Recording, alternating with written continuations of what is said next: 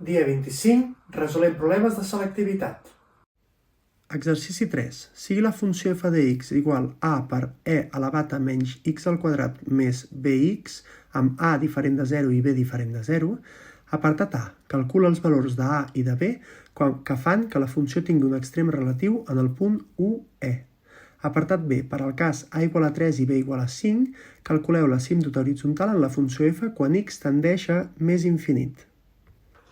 El primer apartat ens demana que calculem la a i la b quan al punt 1e hi ha un extrem relatiu. El que hem de fer primer de tot és la derivada. Si recordeu la regla de la cadena, quan fem la derivada de la e deixem la mateixa e, però hi afegim la derivada de l'exponent, per tant, menys 2x més b. Sí? I així tindrem en compte això.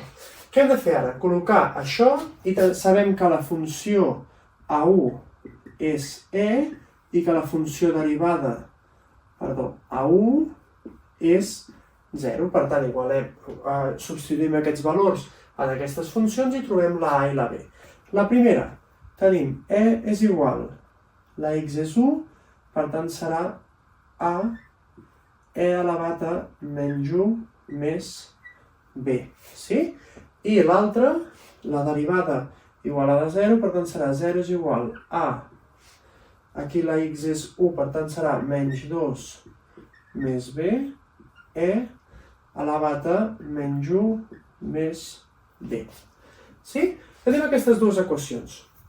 Perquè això sigui 0, perquè això sigui la a ha de ser un valor, ha de ser 1. Sí? Veiem que aquí la a ha de ser 1, perquè si no, no pot ser que hi hagi aquest coeficient. I la b, en aquest cas, haurà de ser 2, sí? Perquè això d'aquí ha de ser igual a 1, perquè doni aquesta part d'aquí.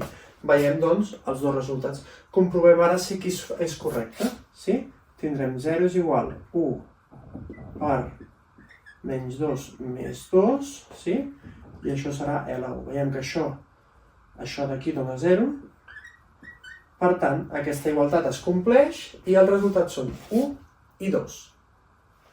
El segon apartat ens demana que, quan la a és 3 i la b és 5, calculem si hi ha una símptota horitzontal a l'infinit, si a la x igual a infinit.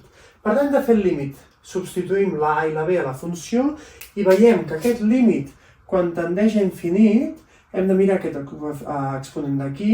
Aquesta part podem obviar-la perquè la x al quadrat serà més gran quan tendeix a infinit que la x sense elevada al quadrat i, per tant, haurem de tenir en compte aquesta part d'aquí. I per tant tindrem que això serà 3 per e elevat a menys infinit, sí? Perquè això, tot i ser al quadrat, el negatiu està a fora d'aquest quadrat.